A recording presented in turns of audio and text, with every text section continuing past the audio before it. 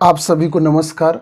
Molecule की series में आज हम सल्फ़र मॉलिक्यूल की चर्चा करेंगे जो ऑक्सीजन परिवार का तत्व है।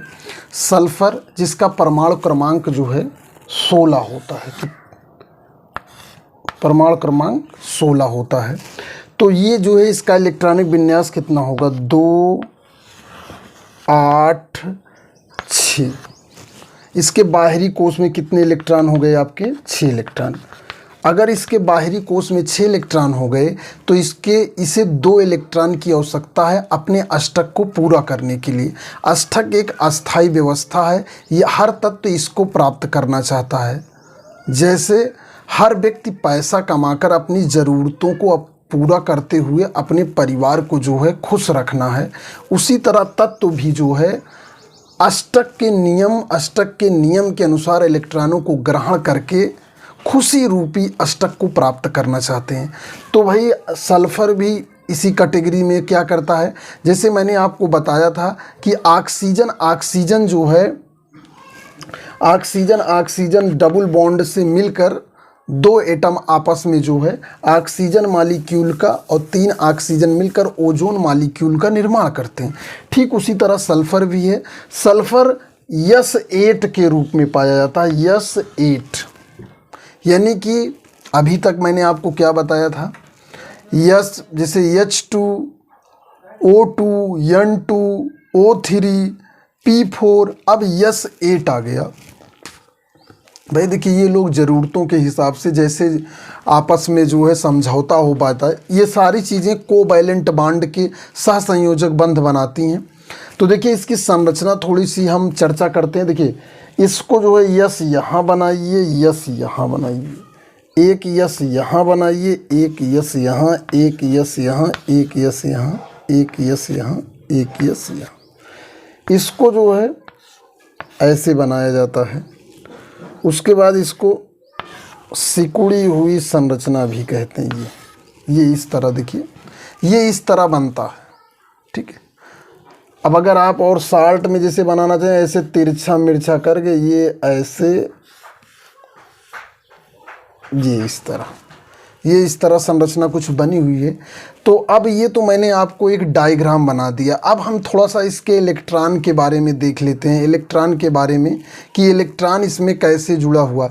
वैसे हर सल्फर के ऊपर जो है ये से, अब ये भी बताऊंगा अभी कि ये तिरछा क्यों हो जाते हैं।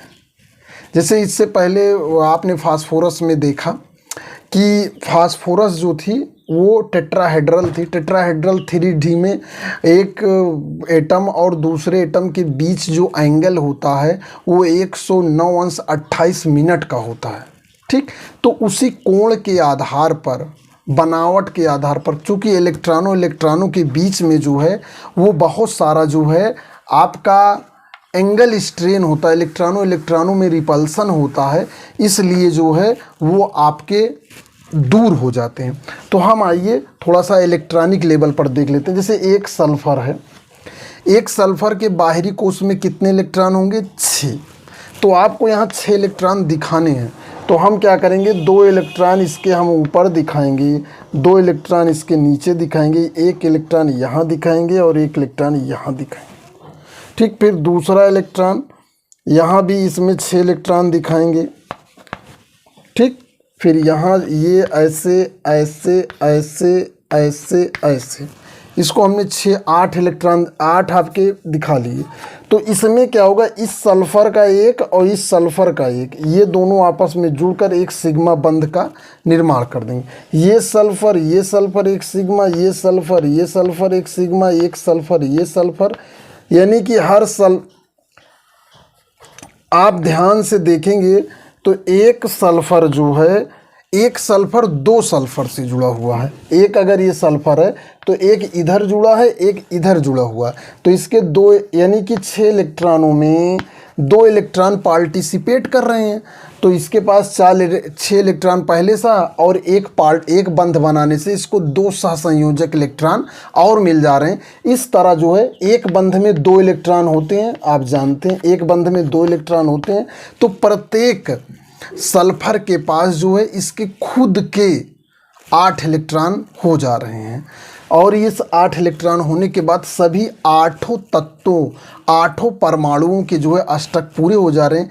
इसलिए आपका जो है S8 एक अस्थाई व्यवस्था है। S8 आपकी अस्थाई व्यवस्था है। अब आपको थोड़ा सा ये बताते हैं कि ये जो तिरछा क्यों हो जा रहा है, ये जो है आपका ये तिरछा क्यों हो जा रहा है। जैसे हमने इस तरह बताया आपको, ये होता क्या है कि हर तत्व पे जो है इलेक्ट्रॉन डेंसिटी तो सेम है, इलेक्ट्रॉन डेंसिटी सेम है। अगर ये बगल बगल रहते हैं तो इलेक्ट्रॉनों में जो है आपका रिपल्सन होता है। रिपल्सन को कम करने के लिए यहाँ पर लोन पेयर रिपल्सन, देखिए आगे आपको बताया जाएगा। Lone pair repulsion, bond pair repulsion, bond pair lone pair repulsion. इसी के आधार पर ही जो है आपकी तत्वों की ज्योमेट्री निर्धारित की जाती है। ज्योमेट्री जो है हर तत्व की जो है हर परमाणु की अलग अलग होती है। सिमेट्री अलग होती है, ज्योमेट्री अलग होती है, स्टीरियो केमिस्ट्री अलग होती है। तो इन सब की चीज़ों की चर्चा आप बहुत अच्छी तरह से तभी समझ पाएंगे जब आप ये छोटी छोटी चीज़ें जानते रहेंगे। सिलेबस में कहाँ है इसकी चिंता छोड़ दीजिए। कुछ चीज़ें होती हैं जैसे हम यूट्यूब पे बहुत कुछ देखते हैं, वो हमारे सिलेबस में नहीं है। पता नहीं ज़िंदगी के सिलेबस में है कि नहीं, लेकिन देखते रहते हैं। तो ठीक उसी तरह एंजॉयफुल छोटी छोटी चीज़ें सुनते रहिए, धीरे धीरे कभी ना कभी तो याद ही हो जाएगा। तो यहाँ पर आपने ये सीखा कि ये जो सल्फ़र होता है, सल्फ़र में जो है 4 लोन पेयर इलेक्ट्रॉन होते हैं। 2 लोन पेयर इलेक्ट्रॉन होते हैं, इसमें 4 इलेक्ट्रॉन होते हैं। तो ये जो है जैसे मान लीजिए ये अब एक हिसाब से ये sp3 संकरण है। यहाँ पर इन सभी में चूंकि संकरण बराबर होता है सिग्मा बंधों की संख्या धन लोन पेयर, तो 2 सिग्मा है प्लस 2 लोन पेयर है।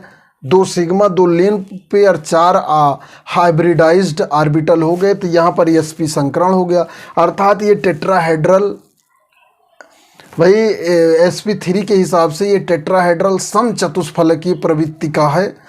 लेकिन सभी के सभी चतुष्फलकीय प्रकृति होने से 3D और इलेक्ट्रॉन लोन पेयर जो है रिपल्सन होने लगता है, जिसके कारण जो है इनकी साइज जो है ये सिकुड़ जाती है, बेंड कर जाती है कि एक आपका सल्फर नीचे आ जाता है और एक सल्फर आपका ऊपर चला जाता है। तो इस तरह जो है ये सल्फ़र की संरचना होती है। इसे कॉपी में थोड़ा साफ साफ बना लीजिएगा। और एक बार जो मैंने आपको यहाँ एक सल्फ़र का बताने का प्रयास किया है, इसे थोड़ा बड़ा हो तो उसे बनाने में बहुत आसानी होगी। ठीक, चूँकि 8 एटम है इसलिए आप उसे अपनी कॉपी में बनाकर ठीक से बना लीजिए। और इसको याद रखिए कि सल्फ़र में जो है ये 8 होता है।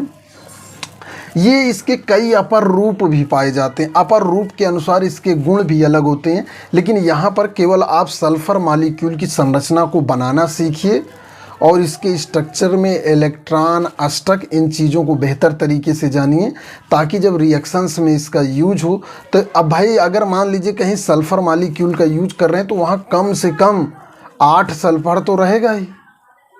तो ये संरचनाएं जानने से रिएक्शंस में भी बहुत फ़ायदे होते हैं। तो इस वीडियो में इतना ही। मैं गुलाब चंद मौर्य, साइंस टीचर। धन्यवाद।